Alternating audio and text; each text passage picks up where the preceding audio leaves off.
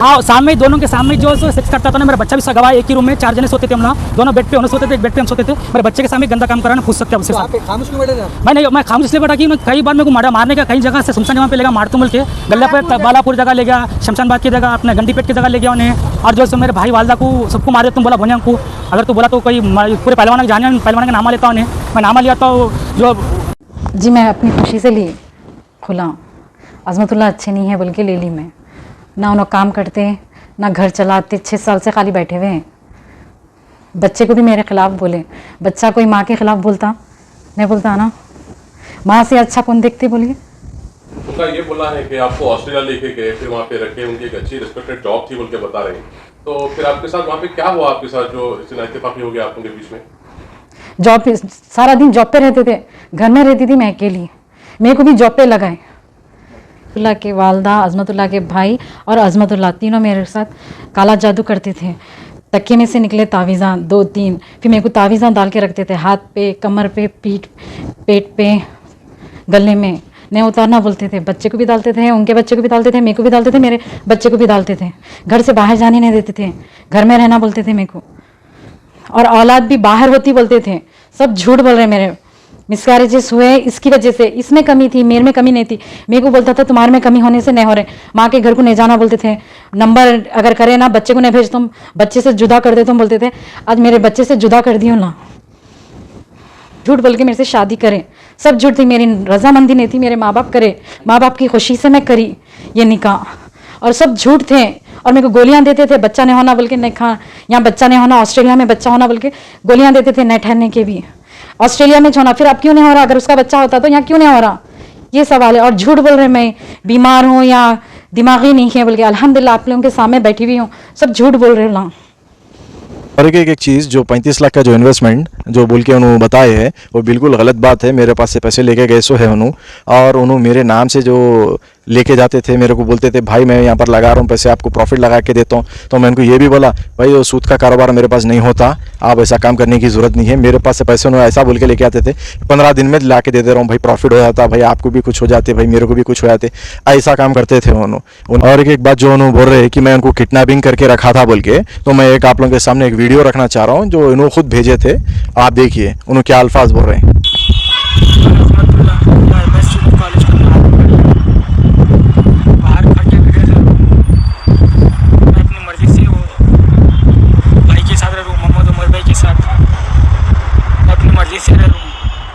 सीनो तो जाओ बोल के बोले, हम बाहर से मिलते तो मिल लो बोल के बोले भी ना, चल जाओ बोल के छोड़े मेरे हाल पे, लेकिन मैं अपनी मर्जी से रुका। अब आप ये वीडियो देखने के बाद आप क्या बोलते हैं? क्योंकि ये वीडियो उन्होंने मेन रोड पे ठहर के लिए सो है। अब क्या ये वीडियो में भी मैं उनको चाकू दिखाया था क्या, या कोई चीज़ दिखाया था क्या?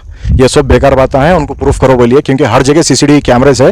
अगर कहीं भी चाकू बता तो कैमरे में आना ज़रूरी है। अगर मैं गलत हूँ तो मैं खुद तेलंगाना हुकूमत से, मैं ये डिपार्टमेंट से ये रिक्वेस्ट करता हूँ कि मेरे ऊपर एक्शन लिए। अगर मेरे कुछ भी एविडेंस ऐसा दिखा है तो चाकू रहने दीजिए या गन रहने दीजिए, ये बिल्कुल गलत बातें हैं। और मेरे पास से कई बार उन्होंने पैसे लेके गए सो है, अभी उल्टा मेरे पैसे बाकी है। उन्होंने जब मैं पैसों का डिमांड कर रहा था, इनके भाई को बोला था रजिस्ट्रेशन को आओ, तो ये लोग दोनों मिलके ये मैनिपुलेट करने के लिए इन लोगों के पीछे जो है, और उनका भी नाम मैं बहुत जल्द लेता हूँ। अभी देख रहा हूँ मैं उन्होंने, अच्छी बात है अगर उन्होंने ये सब सारी चीज़ों में सही आ गए तो अच्छा है, वरना फिर मैं भी जो एक्शन लेना है बराबर लूँगा, एविडेंस के साथ। जो गूगल पे करा था वो भी मैं एविडेंस के साथ शो करूँगा इंशाअल्लाह। अल्लाह।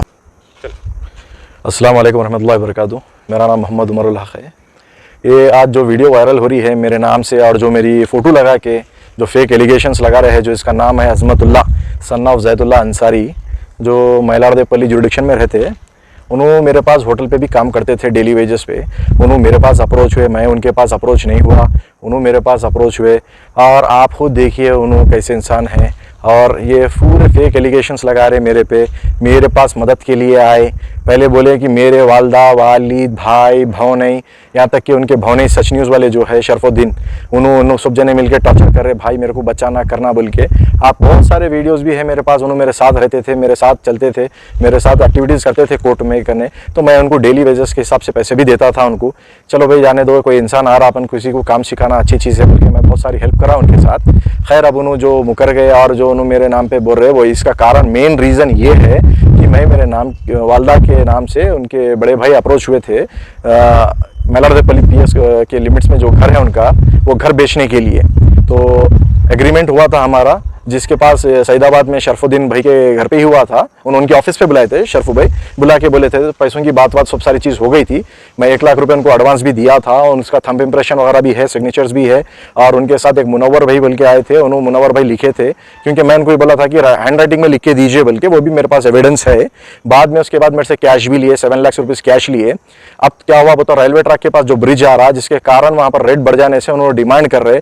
और मैं उनको ये बोला, क्योंकि एक बार एग्रीमेंट हो गया, आप मेरे को एग्रीमेंट करने के बाद कोई दूसरी पार्टीज को नहीं बेच सकते आप, जितने में डील हुई उतने में डन करना है बोल के बोला मैं। अजमतुल्लाह भी मेरे से पैसे लिए सो है। अजमतुल्लाह जो बता रहे वो इसलिए बोल रहे क्योंकि उन्होंने जो बोल रहे ना थंब इंप्रेशन है, सिग्नेचर है बोल के, क्योंकि उसके ऊपर लिखा हुआ है। तो उन्होंने इसीलिए उन्होंने एडमिट कर रहे कि इस तरीके से कि मैं ब्लैंक पेपर पे लिया, कोई उन्होंने छोटे बच्चे नहीं है, उन्होंने 39 ईयर्स के है। उन्होंने 39 ईयर्स के रहने के बाद फिर उन्होंने खुद एडमिट कर रहे कि मैं ऑस्ट्रेलियन रिटर्न हूं बोल के। जब इनको सब सारी चीज मालूम है तो कोई भी इंसान कैसा करता, स्तंभ इंप्रेशन कैसा देता, सिग्नेचर कैसा देता। अब उन्होंने जैसा बता रहे कि मैं जाके 2 महीने के बाद जाके मैं कंप्लेंट दे दिया, कमिश्नर साहब के पास दिया, DCP साहब के पास दिया, CI साहब के पास दिया। ठीक है, हर एक का फंडामेंटल राइट है, आप जा सकते हैं, अप्रोच हो सकते हैं, कोई चीज़ का कोई ऐसा मसला नहीं है। और उनके पीछे जो बैकग्राउंड है वो मेरे को पता है कौन है क्या है, मेरे को इससे कोई लेना देना नहीं है। अल्लाह हक की मदद